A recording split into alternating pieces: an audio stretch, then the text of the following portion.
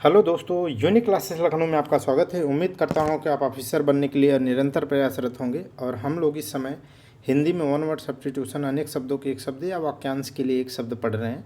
ठीक है, तो आई थिंक ये चौथा लेक्चर है जिसमें हम टेस्ट नंबर 7, 8, 9 तक कर चुके हैं। 10 से करना है जिसमें टेस्ट नंबर लिखा नहीं था, 2 टेस्ट जिसमें लिखा नहीं था, तो ये टेस्ट नंबर 10 है। 10, 11, 12 पहले करेंगे, अगर बढ़ता है तो आगे बढ़ा लेंगे। तो चलिए हम लोग टेस्ट नंबर 10 से करते हैं। तो इस तरीके से आप देख लीजिए, टेस्ट नंबर 10 करेंगे, 11 करेंगे और 12, ये 12 है, 12 करेंगे। उसके बाद सब कुछ लिखा हुआ है, मैं कंटेंट तैयार कर दिया हूँ, लेकिन हमें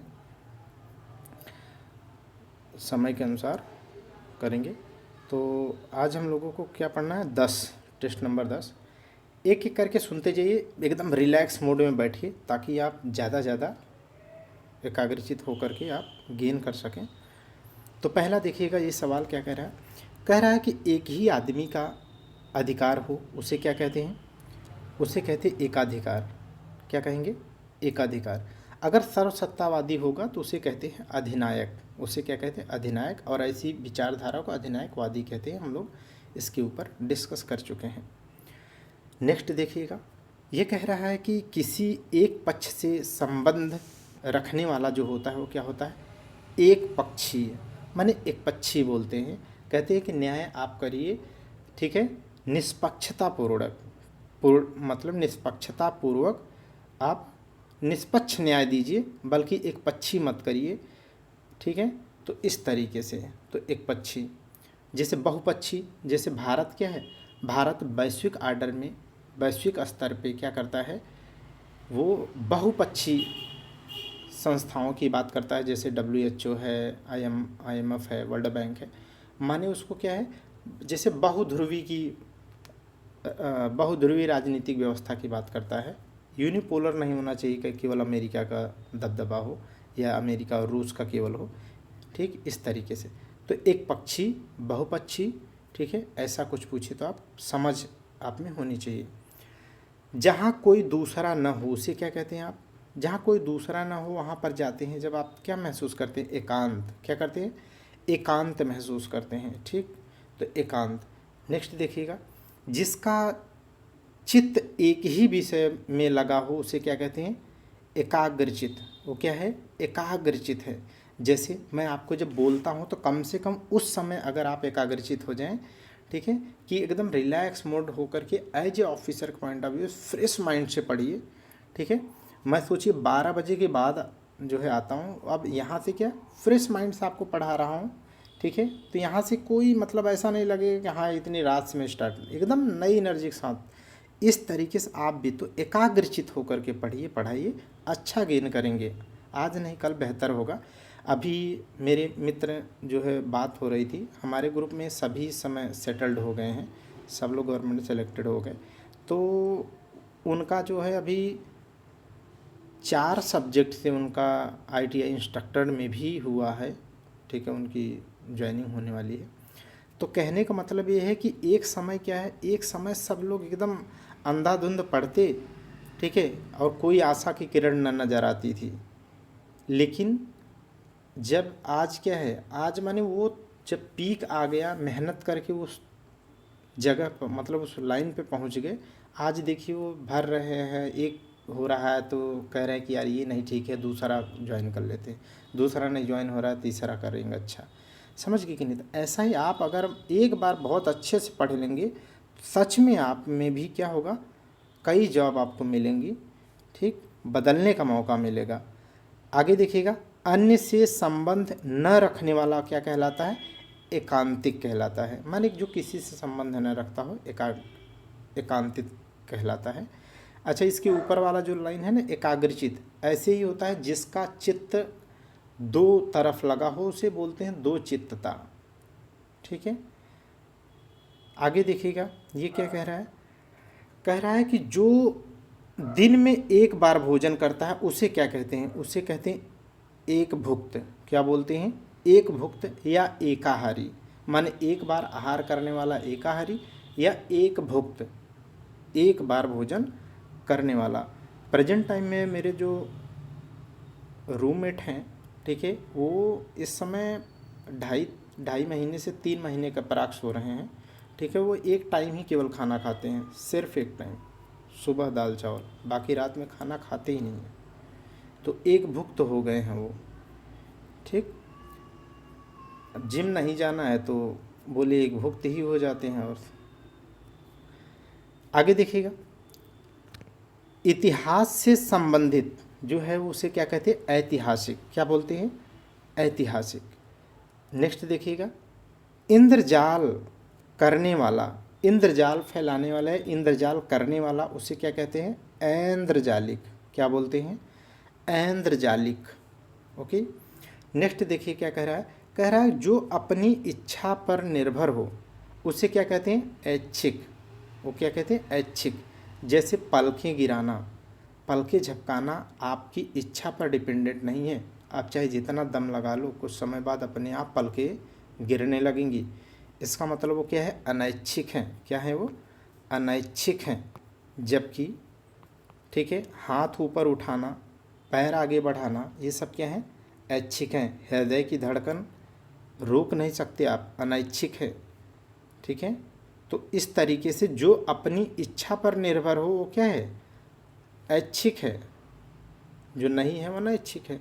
आगे देखिएगा, इंद्र का सफ़ेद हाथी, ये पेपर में आया हुआ है, इसे रट लीजिएगा। ऐरावत बोलते हैं, क्या बोलते हैं, इंद्र का जो सफ़ेद हाथी होता है उसे क्या कहते हैं, ऐरावत कहते हैं। क्या बोलते हैं, ऐरावत। इंद्रियों से संबंधित जो है उसे क्या कहते हैं, उसे कहते हैं ऐन्द्रिक। उसे क्या कहते हैं, ऐन्द्रिक, इंद्रियों से संबंधित।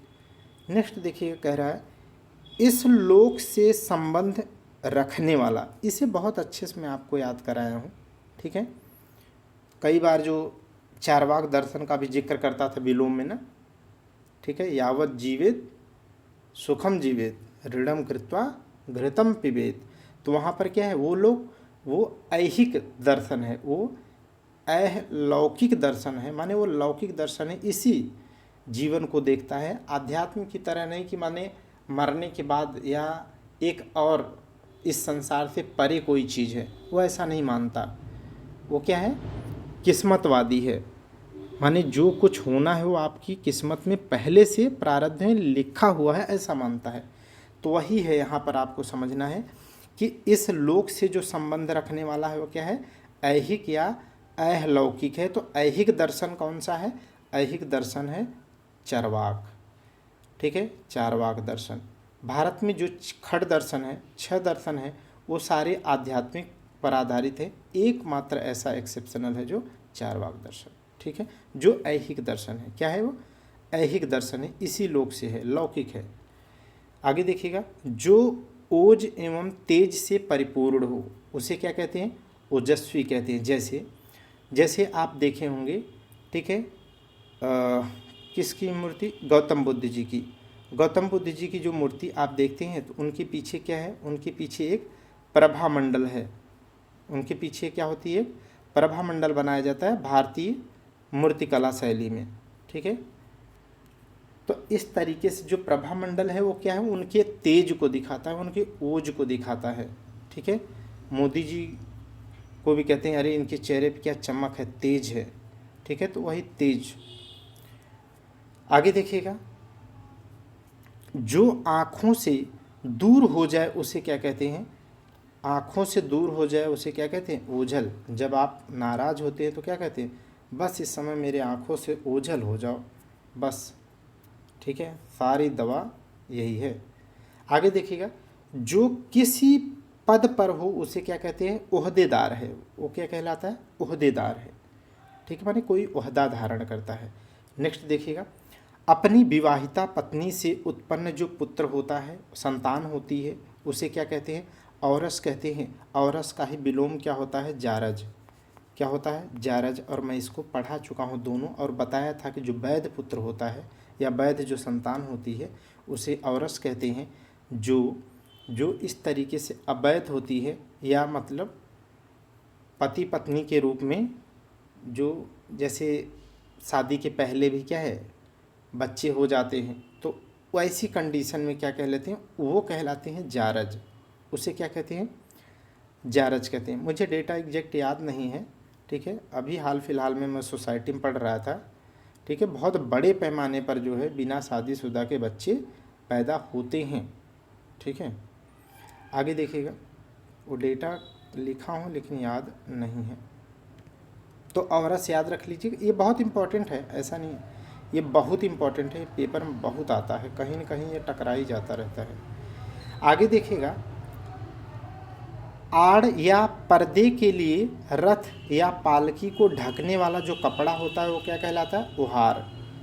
अब ये तो नहीं है, लेकिन गांव में क्या है, शादी के दौरान क्या है, शादी के दौरान घर से उहार माने कपड़ा दिया जाता था, एक नई चादर भेजी जाती थी कि जब दुल्हन आएगी, ठीक है, या दुल्हन की जो डोली होगी तो उसको क्या है, ढकने के लिए उहार बाकायदा दिया जाता था, माने कपड़ा, एक चादर अच्छी नई दी जाती थी, तो वही है ढकने वाली चीज़।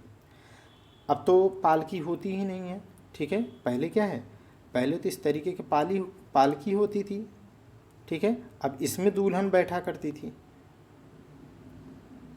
ठीक है, ऐसे दुल्हन तो यहाँ से लोग ले जाते थे, ठीक। तो अब तो यही ओहार माने इसी को ढकने के लिए होता था कपड़ा, लेकिन अब वो चीज़ आती नहीं, माने वो डोली वाली बात नहीं, अब तो केवल गानों में रह गई है डोली। आगे देखिएगा, जो सब कुछ उदारता से देना जानता है उसे क्या कहते हैं? उसे औदार्य दाता कहते हैं। उसे क्या कहते हैं? औदार्य दाता कहते हैं। और जिसका मन बहुत उदारतापूर्ण हो या उदारतापूर्ण मन चित्त वाला व्यक्ति जो होता है, मनोवृत्ति वाला होता है, उसे क्या कहते हैं? उसे कहते हैं उदार मना। क्या बोलते हैं? उसे उदार मना, ठीक। सबका एग्जैक्ट जानते रहिएगा। जिसका उपनिषद से संबंध हो उसे क्या कहते हैं? औपनिषदिक। क्या बोलते हैं? औपनिषदिक, ठीक है। और उपनिषदों में किसके बारे में जिक्र है? आत्मा और परब्रह्म की बात की गई है, माने अध्यात्म की बात की गई है। 108 उपनिषद है ना। जिसका उपनिषद से संबंध हो उसे क्या कहते हैं? औपनिषदिक। औपनिषदिक, ध्यान से याद रखना। आगे देखिएगा, जिसका संबंध उपन्यास से हो उसे क्या कहेंगे? अगर उपन्यास से है तो उसे कहेंगे औपन्यासिक। उसे क्या कहते हैं? औपन्यासिक, ठीक। अगला देखिएगा, अगला कह रहा है जिसका संबंध उपनिवेश से है या उपनिवेशों से है उसे क्या कहेंगे? औपनिवेशिक। तो समझ गए ना। अगर उपनिषद से संबंध है तो औपनिषदिक, अगर उपन्यास से संबंध है तो औपन्यासिक, और अगर उपनिवेशों से संबंध है तो औपनिवेशिक, ठीक है। जैसे 1757 में जब प्लासी का युद्ध हुआ, ठीक है, उसके बाद में फिर 1764 में बक्सर का युद्ध हो गया, जिसमें बंगाल, बिहार, उड़ीसा की दीवानी उनको मिल गई राजस्व वसूलने का। और इसमें 24 परगना की उनको, 24 परगना बंगाल के, उसमें उनको राजस्व वसूलने का मौका मिल गया। तो यहाँ से पैसे अब विदेश से न मंगा कर के यहीं से इनको मिलने लगा, और यहीं से सामान खरीद करके अपने वतन भेजने लगे। यही है औपनिवेशिक दृष्टिकोण। माने अभी अपने देश से जो पैसा लाते थे, अब यहीं के पैसे से यहीं सामान खींच करके भेज रहे हैं। तो क्या है, संसाधन तो जा रहा है, लेकिन आपको क्या लाभ हो रहा है? आपके देश का ही पैसा, आपका ही पैसा आपसे ही खरीद रहे हैं, फायदा नहीं हुआ। यही है उपनिवेशवाद था उस समय का, औपनिवेशिक, ब्रिटिश औपनिवेशिक। हम 1947 तक तो थे, 1757 से, है ना। तो वही चीज़ है, आप केवल समझो। अब टेस्ट नंबर 11 देख लेते हैं। जो किसी वंश में बराबर चलता आया हो उसे क्या कहते हैं? आनुवांशिक। क्या कहते हैं उसे? आनुवांशिक, ठीक है। जब आप बायोडाइवर्सिटी पढ़ते हैं ना, क्या? जैव विविधता, ठीक है, जैव विविधता के जब प्रकार पढ़ते हैं तब उसमें अल्फा, बीटा और गामा पढ़ते हैं, तो उसमें एक है आनुवांशिक विविधता भी आती है, ठीक है। नेक्स्ट देखिएगा, मरते दम तक, तो उसे कहते हैं आमरण। उसे क्या कहते हैं? आमरण। आमरण अनशन गांधी जी ने कब शुरू किया था? बोलिए जल्दी से, फटाफट बोलिए। 1932 में जब कम्युनल अवार्ड अंग्रेजों के द्वारा घोषित किया गया, ठीक है। तब B.R. अम्बेडकर जी को मनाने के लिए आमरण अनशन इन्होंने कर दिया था। कौन सी जेल थी, बोलिए जल्दी से, यरवदा जेल में, ठीक है। फिर आगे चल कर के 24 सितंबर 1932 को दोनों लोगों के बीच में, माने अंबेडकर जी मान गए तो आमरण अनशन ख़त्म हुआ और मान गए तो बातें सलट गई, ठीक है। रिजर्वेशन की सीट में परिवर्तन कर दिया गया। आगे देखिएगा, ऐसा व्रत जो मरने पर ही समाप्त हो उसे क्या कहते हैं, उसे कहते हैं आमरण व्रत, आमरण व्रत, ठीक है। देखो ये व्रत कोई नहीं लेता, क्यों, क्योंकि ये तो मृत्यु के बाद ही उसका पूर्ण होना ही, माने साध्य, इसका साध्य ही मृत्यु है। और ये कौन लेता है, ये मैं बता देता हूँ आपको। ये जैन में, जो जैन संत होते हैं अंतिम समय में क्या है वो, ठीक है, अंतिम समय में संलेखना विधि से जब वो प्राण त्यागने होते हैं उनको, तब ये व्रत लेते हैं वो, ठीक है, समझ गए कि नहीं। तो ये संलेखना वहाँ पर, तो ऐसा व्रत जो मरने पर ही समाप्त होता है उसे आमरण व्रत वो कहते हैं, वो वही लेते हैं। अगला देखिएगा, किसी अवधि से संबंध रखने वाला क्या कहलाता है, आवधिक है, ठीक है, जिसे कहते कालिक है, माने किसी काल से संबंध रखने वाला कालिक हो जाएगा। समय संबंधित है तो वही अवधि से संबंधित है, आवधिक हो गया। आगे देखिएगा, अत्याचार करने वाला वो क्या है, आतताई, क्या है, आतताई, ठीक है। देखो यहाँ से ध्यान से सुनना, मर्म एक ही निकलेगा। देखो, जो अत्याचार करता है उसे आतताई कहेंगे, और जो किसी पर आक्रमण करता है उसे आक्रांता कहते हैं। मर्म एक ही, भाव एक निकलेगा, लेकिन एग्जैक्ट आपको टिक वहाँ पर करना है। अत्याचार करने वाले को आतताई, आक्रमण करने वाले को आक्रांता, ओके। क्यों, क्योंकि मैं बता रहा हूँ कि यहाँ बहुत आसान लगेगी, लेकिन जब ऑप्शन में आएगा ना तो एग्जैक्ट जब मीनिंग आपको ढूंढना रहेगा तब कठिन आपको लगेगा। नेक्स्ट देख लीजिएगा, जो परंपरा से सुना हुआ हो, ये बहुत पेपर में आता है, जहाँ स्टार लगा है उसमें अलग से ना बोलूँ तो भी आप समझ जाइएगा। जो परंपरा से सुना हुआ हो उसे क्या कहते हैं, उसे आनुश्राविक कहते हैं। क्या कहते हैं, आनुश्राविक, जो परंपरा से सुना हुआ हो, ठीक है। जैसे श्रुति साहित्य कहते थे ना, वेदों को श्रुति साहित्य कहा जाता है, क्योंकि उन्हें क्या है, पीढ़ी दर पीढ़ी बोल बोल करके सुनने से आगे बढ़ाते गए हैं, ठीक है। जैसे आज क्या है, आज तो न्यूक्लियर फैमिली आ गया, फ़ोन बच्चों को खिलाने के लिए फ़ोन दिया जाने लगा, नहीं तो क्या है, वो नैतिक विचारों को कहावतों कहानियों के माध्यम से दादा दादी नाना नानी सुनाया करते थे। आगे देखिएगा, वह जो अपने आचार से पवित्र हो, माने अपने आचरण से पवित्र हो, उसे क्या कहते हैं, आचार पूर्ण, क्या बोलते हैं, आचार पूर्ण। अगला देखिएगा, बालक से वृद्ध तक, उसे क्या कहते हैं, आबाल वृद्ध। ये बहुत आता है, ये भी पेपर में आता है, आबाल वृद्ध, ठीक है।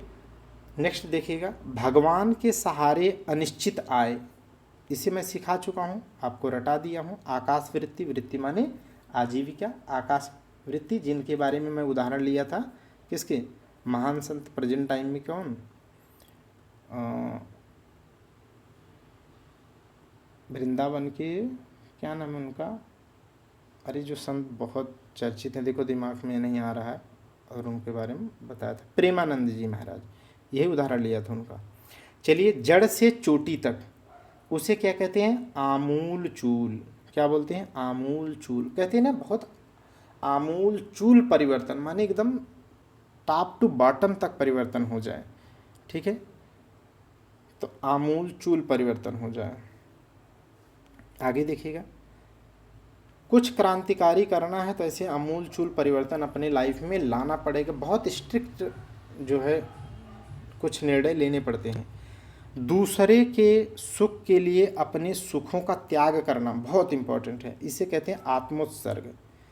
आत्मोत्सर्ग माने दूसरे के सुख के लिए अपने सुखों का क्या कर देना, त्याग कर देना, उसे क्या कहते हैं, आत्मोत्सर्ग। जैसे इंडियन आर्मी को आप देखेंगे, है कि नहीं, उनकी कोई अपनी खुशी के लिए क्या है, कहाँ छुट्टी आते हैं, वो आपकी हमारी खुशी के लिए क्या है, अपने सुखों का त्याग करते हैं, आत्मोत्सर्ग। नेक्स्ट देखिएगा, जिसे विश्वास या दिलासा दिलाया गया हो वो क्या कहलाता है? आश्वस्त है। इसका भी उदाहरण मैं आपको बताया था कि जैसे कहीं कैजुअलिटी हो जाती है, ठीक है, या विवाद हो जाता है तो अधिकारी आते हैं, क्या करते हैं? उनको आश्वस्त करते हैं, ठीक है, दिलासा देते हैं कि जो आवश्यक मुआवजा होगा वो आपको दिया जाएगा, आपके साथ न्याय किया जाएगा, या जो भी सोशल जस्टिस है, सामाजिक न्याय है, वो उपलब्ध कराया जाएगा। ये इसीलिए आपको उदाहरण बोलता रहता हूँ ताकि आपके विवेक में एज ए ऑफिसर के पॉइंट ऑफ व्यू से थॉट्स प्रोसेसिंग होनी चाहिए, जिससे आप आगे चल कर के निबंध लिख रहे हों, धाकड़ निबंध लिखें, टॉपर बन के आए आप, ठीक है। तो आपको 360 मेरा अप्रोच है पढ़ाने का, कोई रट्टू तोता या वनडे वाला नहीं पढ़ाना है, ठीक है। आगे देखिएगा, वह कवि जो तत्काल या तत्क्षण कविता करता है, इसे 1008 बार लिख लीजिएगा, उसे कहते हैं आंसू कवि। बहुत इंपॉर्टेंट है आंसू कवि, उसे कहते हैं आंसू कवि, ठीक है। ऐसे लोगों को देखा है ना जो किसी करंट सिचुएशन को देते हैं अगर आप उनको, तो भी उस पर वो कविता बना सकते हैं, ठीक है, तुरंत तत्काल में। तो उसी को कहते हैं आंसू कवि। क्या कहते हैं उन्हें? आंसू कवि। और बहुत इंपॉर्टेंट है आंसू कवि। अगला देखिएगा, ये कह रहा है कि जो आलोचना के योग्य हो उसे क्या कहेंगे? वो आलोच्य है। नेक्स्ट देखिएगा, जो किसी व्यक्ति या वस्तु के गुण दोषों की आलोचना करता है वो क्या कहलाता है? आलोचक कहलाता है। क्या कहलाता है? आलोचक। और ध्यान से सुनना, निंदक और आलोचक में अंतर होता है। निंदक एक केवल निगेटिव पक्ष की बात करता है, जबकि आलोचक क्या कहलाता है? आलोचक उसके गुण और दोषों की आलोचना करता है, माने वो मूल्यांकन करता है, ठीक है। तो आलोचक अच्छा है, निंदक, ठीक है, केवल निगेटिव की बात है। तब भी निंदक का भी तात्पर्य क्या है? आपकी निगेटिविटी को अगर कोई कहता है तो कोई बुराई नहीं है, बल्कि वो आपको परिष्कृत करने का मौका प्रदान करता है कि आप अपने आप में क्या करिए? सुधार करिए। जैसे मैं कल कहा था ना, सफलता एक चुनौती है, इसे स्वीकार करो, क्या कमी रह गई देखो और सुधार करो। आगे देखिएगा, जिस पर आक्रमण हुआ हो उसे क्या कहते हैं? उसे आक्रांत कहते हैं। और जो आक्रमण किया हो उसे क्या कहते हैं? आक्रांता कहते हैं। क्या कहते हैं? आक्रांता। अगला देखिएगा, ये आप अपने लिए, हर किसी के लिए याद रखना है, समझना है इसको, कि स्वयं को धोखा देना क्या कहलाता है? ये है आत्मवंचना। ये क्या कहलाता है? आत्मवंचना। आप इत्मीनान से सोचना कि क्या कहीं ऐसा तो किसी टाइम पीरियड में आप भी तो अपने आप को धोखा नहीं देते? क्या आप ऑफिसर बनने का जो बीड़ा उठा रखे हैं, क्या उसमें आप दृढ़ता से आगे पैर बढ़ा रहे हैं? ठीक है, तो कहीं आप तो आत्मवंचना का शिकार नहीं है। तो ये आप जो है चिंतन करिएगा। स्वयं को धोखा देना क्या है? आत्मवंचना है। क्या है? आत्मवंचना। नेक्स्ट देखिएगा, काम को नए ढंग से करने की पद्धति क्या कहलाती है? आधुनिकीकरण कहलाती है। जैसे कृषि में आधुनिकीकरण क्या है? आईसीटी का प्रयोग करना, ठीक है, ऐप का प्रयोग करना, माने आईसीटी के अंतर्गत ही आ जाएगा वह प्रयोग। ऊपर चढ़ने वाला क्या कहलाएगा? आरोही कहलाएगा। नीचे उतरने वाला अवरोही कहलाएगा, ये तो जानते हैं आप। अपने को धोखा देने वाला क्या है? आत्मवंचक। अब देखो यहाँ पर आपको मैं सिखाता हूँ कैसे विशेषण और विशेष्य की बात आती है। देखो, स्वयं को धोखा देना एक विशेषता है, और विशेषता है तो विशेष्य होता है, वो आत्मवंचना है। लेकिन अगर कोई आत्मवंचना की विशेषता धारण कर ले, तो जब वो धारण कर लेगा तब वो कैंडिडेट क्या हो जाएगा? विशेषण के रूप में प्रयोग होगा। किसके रूप में? विशेषण के रूप में प्रयोग होगा। तब आत्मवंचना नहीं बल्कि क्या हो जाएगा? आत्मवंचक। क्या होगा? आत्मवंचक। तो विशेषण विशेष में ध्यान रखना है। अगर विशेषता है तो विशेष्य होगा, अगर वो विशेषता कोई धारण कर लिया है तो वो विशेषण हो जाएगा, तो आत्मवंचक व्यक्तिगत हो जाएगा। ठीक है, ये सब सीखना है आपको। ये भी बहुत आता है पेपर में, स्टार भले नहीं लगा, इतना ही पर्याप्त है। उसे क्या कहते हैं? इत्यलम। क्या बोलते हैं? इसे कहते हैं इत्यलम। ठीक, नेक्स्ट देखिएगा, जो इच्छा के अधीन हो उसे क्या कहते हैं? ऐच्छिक कहते हैं या इच्छाधीन। देखो, ऐच्छिक किसके ऊपर पढ़ चुके हैं? ठीक है, उससे क्या कहते हैं, इच्छाधीन भी कहते हैं, माने इच्छा के अधीन। जो इंद्रियों को वश में कर ले उसे क्या कहते हैं, इंद्रिय निग्रहवान। क्या बोलते हैं, उसे कहते हैं इंद्रिय निग्रहवान। ठीक है, निग्रह, निग्रह शब्द का प्रयोग कहाँ पढ़ेंगे आप, जैन दर्शन पढ़ेंगे। कहाँ पढ़ेंगे, जैन दर्शन। क्यों, क्योंकि जैन दर्शन का जो मूल है, जिसे हम कहते हैं ना ज्ञान की प्राप्ति, ज्ञान की प्राप्ति को कहते हैं कैवल्य। और कैवल्य तभी होगा जब कोई अपनी इंद्रियों पर क्या कर ले, विजय प्राप्त कर ले, उस पर वश कर ले, उन्हें वश कर ले। ठीक है, तो इस तरीके से वो कैवल्य की प्राप्ति करता है। जैसे जैन धर्म के 24वें तीर्थकर महावीर स्वामी जी क्या है, उन्हें कैवल्य की प्राप्ति हुई थी। और कैवल्य की प्राप्ति होने वाले व्यक्ति को ही मोक्ष मिलता है, और उसी में क्या है, अनंत सुख, अनंत वीर्य, अनंत ज्ञान और अनंत एक और चीज़, चार चीज़ें अनंत हो जाती हैं। फिर आगे देखिएगा, ये हो चुका। नेक्स्ट देखिएगा, इंद्रियों को वश में रखने वाला। ठीक है, जो इंद्रियों को वश में कर ले वो इंद्रिय निग्रहवान है। इंद्रियों को वश में रखने वाला भी क्या है, इंद्रिय जीत, माने इंद्रियों को जीत लिया हो, जो बात एक ही है। जो इंद्रियों पर विजय प्राप्त कर चुका हो उसे क्या कहेंगे, जितेंद्रिय। क्या कहेंगे, जितेंद्रिय। ठीक है, तीनों एक ही चीज़ है, उसमें कोई बहुत अंतर नहीं है। आगे देखिएगा, इंद्रियों पर किया जाने वाला वश, उसे क्या कहते हैं। यहाँ देखो, यहाँ पर क्या है, इंद्रिया निग्रह, ये एक विशेष्य है। विशेष्य माने एक विशेषता है, और अगर ये विशेषता कोई धारण कर ले तो व्यक्ति हो जाएगा, तब इंद्रिय निग्रहवान हो जाएगा। इंद्रिय निग्रहवान, अभी विशेषता है तो इंद्रिया निग्रह है। क्यों, क्योंकि यहाँ पर क्या है, जो इंद्रियों पर किया जाने वाला बस अभी किसी व्यक्ति ने नहीं किया, बल्कि अभी किया जाने वाला बस माने विशेषता की बात कर रहा था। ये विशेष्य है, समझ गए कि नहीं। थोड़ा सा बस समझते रहेंगे तो आगे चल करके बहुत अच्छे से आप पढ़ पाएंगे, माने गलती नहीं होगी। आज बहुत खतरनाक गर्मी है आज।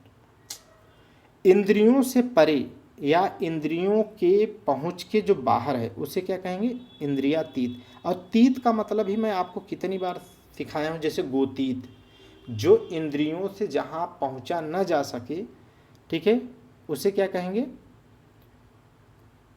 उसे गोतीत कहेंगे। तो इस तरीके से इंद्रियों से परे या इंद्रियों के पहुँच के बाहर क्या है, इंद्रियातीत है।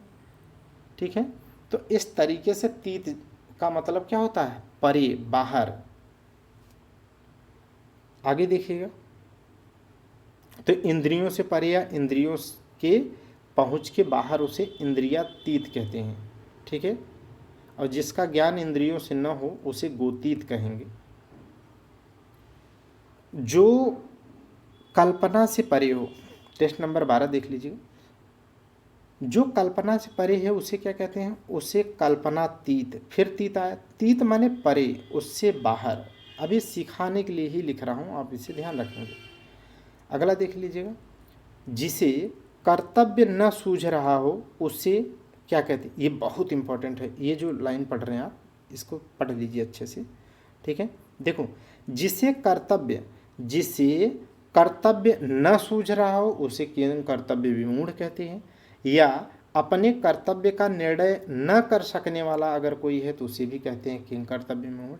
या भय शोक आदि के कारण कर्तव्य ज्ञान न हो पा रहा हो या कर्तव्य ज्ञान से रहित हो तो उसे क्या कहते हैं, किं कर्तव्य विमूढ़ कहते हैं। क्या बोलते हैं, किं कर्तव्य विमूढ़ बोलते हैं। ओके, दुराचारिणी स्त्री, इसे क्या कहते हैं, उल्टा। उसे क्या कहते हैं, उल्टा। लेकिन यहाँ पर क्या है, यहाँ पर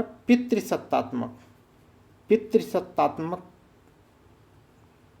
जो है, जो परंपरा है ना, ठीक है, जो बहुत घटिया परंपरा है भारतीय समाज की, जो महिलाओं की क्या करता है, हमेशा उपेक्षा करता है, उन्हें कम आंकता है, उन ठीक है, कमतर आंकता है। तो वो पितृसत्तात्मक जो है विचार आपको थॉट्स देखने को आपको मिल जाएगा। क्यों, क्योंकि दुराचारिणी स्त्री के बारे में लिखा है, लेकिन स्त्री दुराचारिणी होगी, ठीक है, पुरुष भी तो दुराचार करेगा, लेकिन उसके बारे में कहीं पर भी वन वर्ड सब्स्टिट्यूशन ऐसा नहीं मिलेगा। लेकिन महिलाओं से रिलेटेड बहुत ऐसे नेगेटिव वन वर्ड सब्स्टिट्यूशन आपको देखने को मिलेंगे। इससे पता चलता है कि लेखक भी क्या होते हैं, कहीं ना कहीं क्या है, समाज से अछूते नहीं रह जाते। और यही बात, ये समझ जो मैं आपको बता रहा हूँ, यही आप गद्यांश की व्याख्या में लिखोगे, यही आप निबंध में लिखोगे। और जब लिखोगे ऐसी बात ना जो व्यक्तिगत व्यवहारिक है, ठीक है, तो धुआंधार पढ़ने पर बुढ़ा जो है एग्जामिनर खुश हो जाएगा कि एकदम ग्राउंड स्तर पे जानता है। तो दुराचारिणी स्त्री को क्या बोलते हैं, कुल्टा। ये पेपर में बहुत आता है। भय भूख प्यास से घबराया हुआ जो होता है, भय भूख प्यास से जो घबराया हुआ हो तो उसे क्या कहते हैं, कातर। देखो, जो भयभीत होता है उसे कातर कहते हैं, जो भय युक्त होता है उसे क्या कहते हैं, कातर। लेकिन भय भूख प्यास से जो घबराया हुआ है उसे भी कातर ही कहते हैं, या अधीर, माने धीरज नहीं होता ना उसमें, उसको क्या है, उसको इतना भूख लगी होती है, भय होता है कि क्या है, मतलब हाथ वाथ हिलते रहते ना जैसे, तो इस तरीके से क्या, अधीर, उसको धीरज नहीं होता। आगे देखिएगा, तांत्रिक जो अपने हाथ में कपाल लिए रहता है उसे क्या कहते हैं, कापालिक। उसे क्या कहते हैं, कापालिक। जो शैव धर्म को मानने वाली जो शैव संप्रदाय है, उसके 4 संप्रदाय आप पढ़ेंगे, ठीक है, तो उसी में एक कापालिक है, एक कापालिक है, एक काला मुख है, ठीक है, और 2 और हैं, दिमाग में नहीं आ रहे, ठीक है। इस तरीके से अगला देखिएगा, कठिनाई से होने वाला जो काम होता है उसे क्या कहते हैं, कष्ट साध्य। क्या होता है, कष्ट साध्य। ठीक, आप भी क्या है, तप रहे हैं, कठिनाई से काम कर रहे हैं, कष्ट साध्य स्थिति से जूझ रहे हैं, कल को एक नहीं 2-2 3-3 विकल्प आपकी आंखों के सामने आएंगे। नियम विरुद्ध या निंदनीय कार्य करने वालों की जो सूची होती है, ये एक बार पेपर में आ चुका है, मैं उस पेपर में अपीयर था, उसे कहते हैं काली सूची कहते हैं। माने जो नियम विरुद्ध या निंदनीय कार्य करने वालों की सूची होती है उसे काली सूची कहते हैं।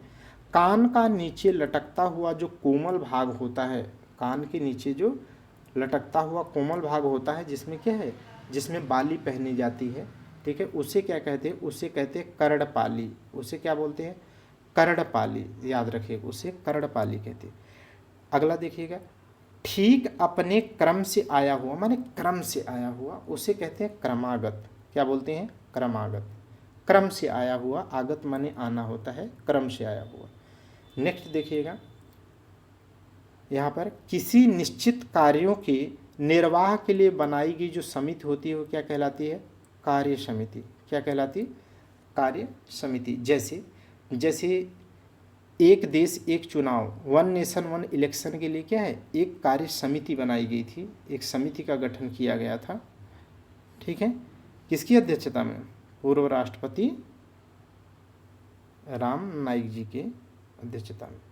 आगे देखिएगा, इच्छानुसार रूप धारण करने वाला जो होता है उसे क्या कहते हैं, कामरूप है वो। क्या है वो, कामरूप है, माने किसी भी, ठीक है, स्वरूप को धारण कर लेता है। आगे देखिएगा, जो मोल किया हुआ हो, खरीदना मतलब जानते हैं ना, क्रीत कहते हैं, खरीदने को क्या बोलते हैं, क्रय बोलते हैं ना, तो वही है, जो खरीदा गया वो क्रीत है। माने जो मोल किया हुआ है, खरीदा हुआ है, उसे क्या कहेंगे, उसे क्रीत कहेंगे। खरीदने की प्रक्रिया जो होती है वो क्रय करना है, माने क्रय होता है, ठीक है, क्रीत जो खरीदा हुआ हो। आगे देखिएगा, सुंदर एवं बड़े बालों वाली जो स्त्री होती है उसे क्या कहते हैं, उसे कहते हैं केसिनी। उसे क्या कहते हैं, केसिनी। बहुत इंपॉर्टेंट है, रट लीजिएगा, आप में से कुछ लोग केसिनी होंगी भी, ठीक है। तो केसिनी बहुत ही इंपॉर्टेंट है।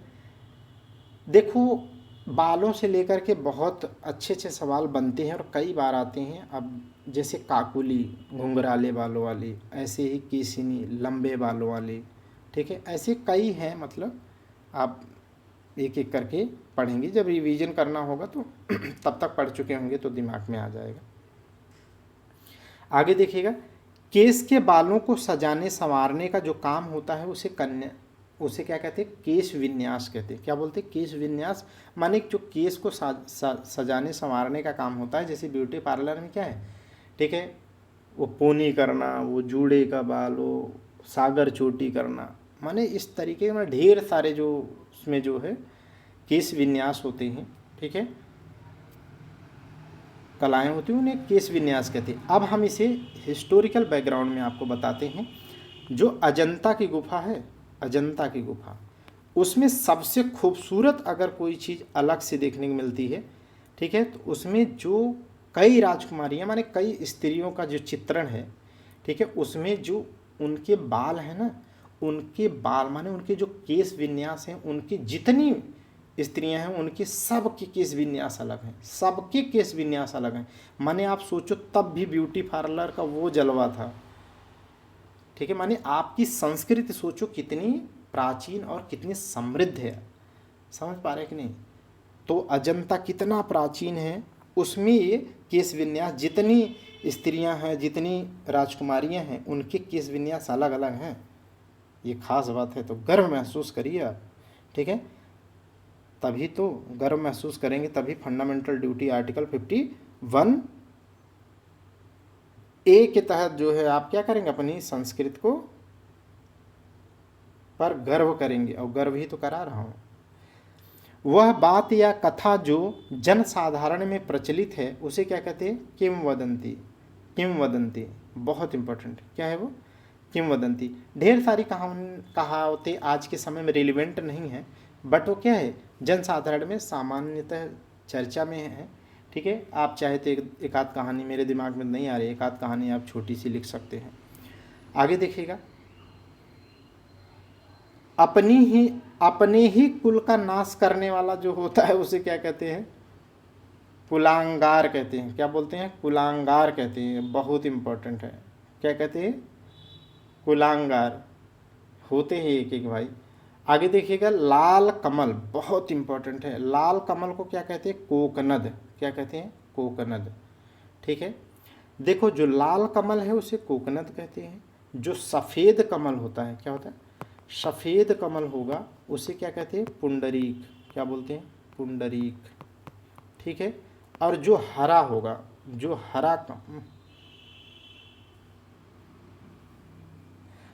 हरा कमल होता है उसे क्या कहते हैं, इंदीवर। इंदीवर, ठीक है, इंदीवर, ओके। तो ये मैं बोलता रहूँगा, जहाँ जहाँ आएगा आप सीखते जाएंगे। आगे देखिएगा, जिसे बाहरी जगत का ज्ञान न हो या सीमित ज्ञान वाला कोई है तो उसे क्या कहते हैं, कूपमंडूक है। वो क्या है, कूपमंडूक है, ठीक है। बहुत बोल रहे हो लेकिन अभी तुम्हारी समझ कूपमंडूक जैसी है। आगे देखिएगा, किए हुए उपकार को न मानने वाला क्या कहलाता है, कृतघ्न। जबकि इसका जो किए गए उपकार को मानता है वो क्या है, कृतज्ञ है। बहुत बार आपको बताया, क्या है बताया। आगे देखिएगा, जिसकी बुद्धि कुशा की नोक की भांति तीखी हो, मन तीव्र हो। कुश समझते हैं, कुशा शादी में, ठीक है, शादी विवाह में कुश या पूजा में कुश उखाड़ करके लाते हैं घर से। घर पे अगर हो तो क्या करते हैं, उसी से जो पंडित जी है ना, लोटे में जो पानी रहता है तो उससे क्या है, उसी कुश के ही माध्यम से क्या है, छिड़कते हैं, पवित्र करते हैं ना गंगा जल को, इस तरीके से। तो वो कुश है ना, उसकी नोक बहुत तीव्र होती है, हाथ में चुभ जाती है। तो उसी को कहते हैं, जिसकी बुद्धि उस कुश के समान नोक की भांति तीखी हो, उसे क्या कहते हैं, उसे कहते हैं कुशाग्र बुद्धि। क्या बोलते हैं, कुशाग्र बुद्धि। ये भी आता है, आया है, याद रखिएगा, उसे कहते हैं कुशाग्र बुद्धि। आगे देखिएगा, बुरी संगत में रहने वाला क्या कहलाएगा, कुसंगी। सत्संग माने होता है अच्छी संगत, और कुसंग माने होता है बुरी संगत। और अच्छी संगत में रहने वाला व्यक्ति अगर कहेंगे सत्संगी हो जाएगा, और बुरी संगत में रहने वाला जब व्यक्ति विशेषण की बात कर लेंगे तो कुसंगी हो जाएगा। अगला देखिएगा, जो केंद्र से हटकर दूर जाता हो उसे क्या कहते हैं, केंद्रापसारी कहते हैं, ठीक है। और जो केंद्र की तरफ हो उसे क्या कहेंगे, अभिसारी या केंद्राभिमुखी कहेंगे। आगे देखिएगा, ये क्या था भाई, मैं तो डर गया कि उल्का पिंड गिर रहा है क्या। जो अपना उद्देश्य पूर्ण या सिद्ध होने पर संतुष्ट हो जाए, माने जो अपना उद्देश्य पूर्ण होने या सिद्ध होने पर क्या हो जाए, संतुष्ट हो जाए, उसे कृतार्थ कहते हैं। बहुत इंपॉर्टेंट है, इसे स्टार नहीं लगाया हूँ, भूल गया हूँ, ठीक है, इसे रट लो आप। कृतार्थ कहते हैं जो अपना उद्देश्य पूर्ण या सिद्ध होने पर क्या हो जाए, संतुष्ट हो जाए, उसे क्या कहते हैं, कृतार्थ कहते हैं। अगला देखिएगा, अंधेरी रातों वाला जो पखवाड़ा है, अंधेरी रातों वाला जो पखवाड़ा है वह क्या है, कहलाता है कृष्ण पक्ष। और इसी अंधेरी रात वाले पखवाड़े में अगर कोई नायिका, हीरोइन या कोई गर्ल्स अपने प्रियतम या अपने प्रेमिका से मिलने जाती है तो उसे क्या कहते हैं, उसे कहते हैं कृष्णाभिसारिका। क्या बोलते हैं, कृष्णाभिसारिका, ठीक है, उसे कृष्णाभिसारिका कहते हैं। तो ठीक है, इसके आगे तो मुझे लगता है कि ये टेस्ट रहन देते हैं, ठीक है, इतना ठीक है, इतना रटिए, 2 बार देख लीजिएगा। चलिए आज के लिए यहाँ पर रुकते हैं। Thank you.